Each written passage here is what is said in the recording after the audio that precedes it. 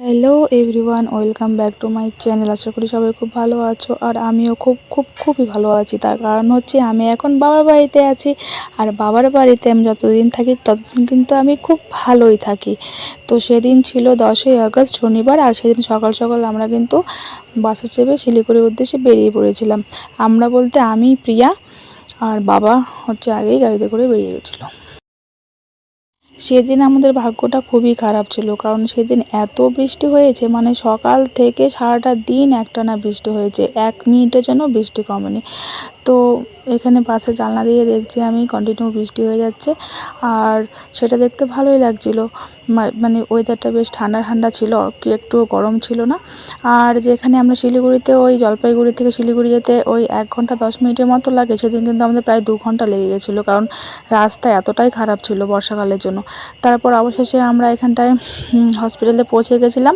বাবা তো আমাদের আগেই পৌঁছে গেছিলো, আর এখানে আমরা ডক্টরের অ্যাপয়েন্টমেন্ট নিয়েছিলাম, আর তার জন্য এখানে ওয়েট করছিলাম।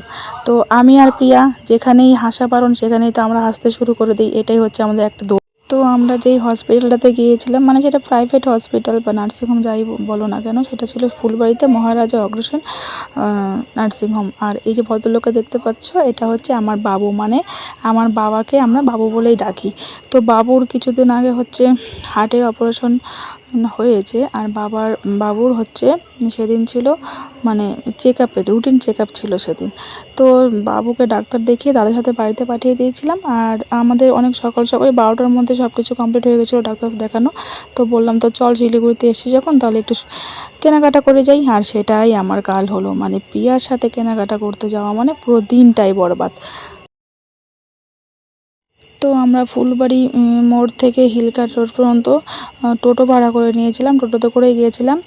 আর তখনও বৃষ্টি পড়ছিল, মানে এত রাগ হচ্ছিল, এসেছি তো মানে কেনাকাটা করব বলে ভেবে, অথচ এত বৃষ্টি, কিছুই ভালো লাগছিল না। তো এটা হচ্ছে এটা হচ্ছে নৌকাঘাট, শিলিগুড়ির যে নৌকাঘাট সেই জায়গাটা। আর অবশেষে আমরা সিলেদাসে পৌঁছে গেছিলাম। আর এখানে প্রথমে প্রিয়া বললো যে ব্যাগ কিনতে আসবে, ঠিক আছে, ওর একটা ব্যাগের দরকার অফিসে যাওয়ার। কিন্তু এত মেয়েটা খুঁতখুঁতে, ওর কোনো ব্যাগই নাকি পছন্দ হচ্ছে না। আসলে একটু এরকমই, সব জিনিস খুব সময় নিয়ে দেখে আর খুব চিন্তা ভাবনা করে কেনে, এটাই হচ্ছে ওর প্রবলেম।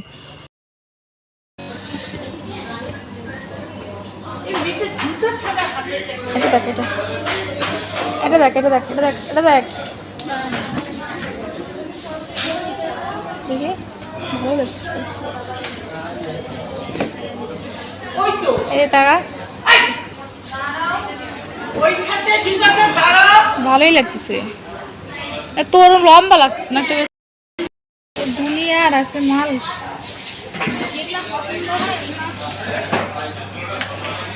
একটা কাউন্ট এই টিকিটটা তো আছে, ওটা কত? হ্যাঁ, এইটা হাফুলিতে নিতে পারবি, জিন্স টিন্সের সাথে ওটা নিতে পারবি।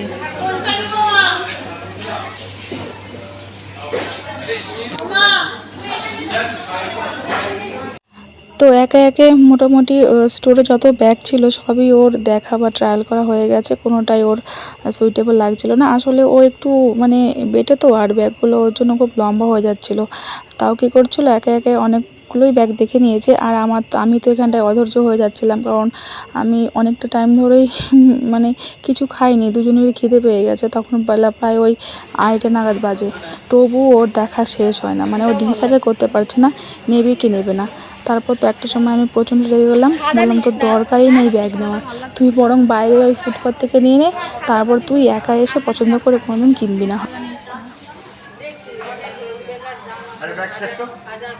আমি যতদিন বেঁচে থাকবো প্রিয়ার সাথে আর কোনোদিন আমি শপিং করতে যাব না। বাপরে বাপ, আমি কান ধরেছি, সেদিন আমি যা শিক্ষা পেয়েছি তার থেকে আমি আর কোনো দিনও যাব না, ও যাই বলুক। তো এখানে ও কিন্তু ব্যাগ নেয়নি, বললাম চল এবার জুতো কাউন্টারে।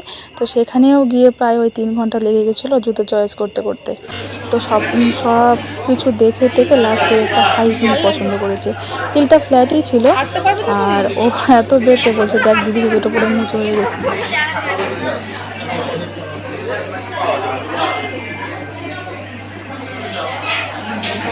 দৌড়ায় আয়, দৌড়ায় আয়, পারবি তো, নিয়ে নে। দিলি তো এইটাই, চল নে।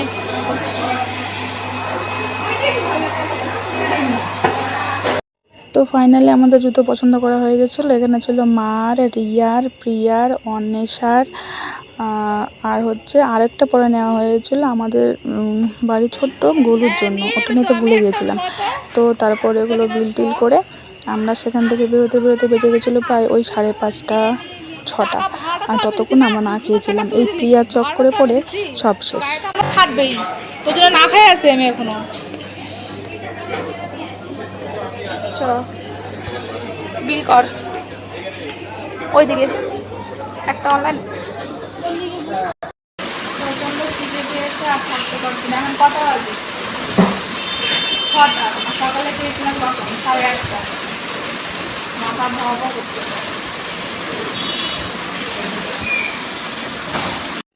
তো এখানে প্রিয়া আর আমার দুজনের অবস্থা প্রায় একই রকম, মানে দুজনেই একদম বিধ্বস্ত। সারাটা দিন আজকে যেভাবে কাটলো, মানে না খেয়ে সারাটা দিন কেনাকাটা করতে করতে চলে গেল। তো ওর মুখ দেখে বুঝতে পারছো সবাই, আর আমার মুখ দেখেও বুঝতে পারছো যে কি খারাপ অবস্থা। তো যাই হোক, আজকের ব্লগটা কেমন লাগলো অবশ্যই কমেন্টে জানিও। টাটা।